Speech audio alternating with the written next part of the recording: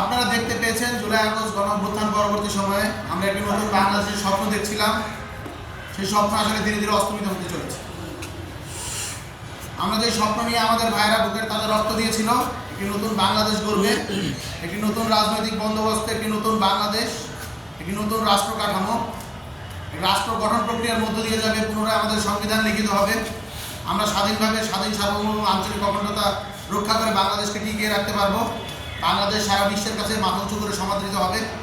সেই জায়গাগুলো আসলে আমরা সেই জায়গাগুলো থেকে আমরা সরে যাচ্ছি। আমরা কি দেখতে পাচ্ছি? জুলাই গণ অভ্যুত্থান পরবর্তী সময়ের প্রশাসন এখন রাজনৈতিক দলগুলোর কাছে ধর্ণা দিচ্ছে। আমি জানি না এই সরকারের কাছেও আসলে এই বর্তমান বাংলাদেশের কতটুকু নিয়ন্ত্রণ আছে, প্রশাসনের কাছে কতটুকু নিয়ন্ত্রণ আছে। আমরা কি দেখতে পাচ্ছি?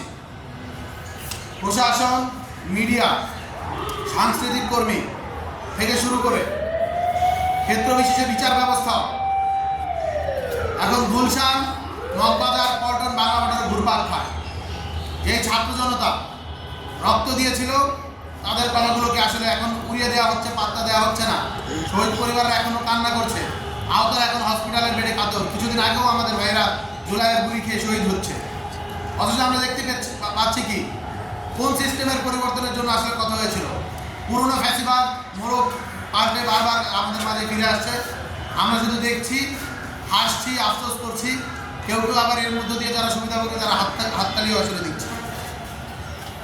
আজ যদি জুলাই আগস্ট গণ অভ্যুত্থানে যারা ফ্যাসিলিটেট করেছে, যারা হত্যাকাণ্ডগুলো চালিয়েছে, তাদেরকে যদি দ্রুততম সময় শাস্তির আওতায় আনা হতো, তাহলে আমার ভাই শরীফ ওসমান বিন হাদিকে এভাবে রাস্তার মাঝে গুলি করে হত্যা করতে পারত না এই খুনি সন্ত্রাসী আওয়ামী নবাবিকাশ।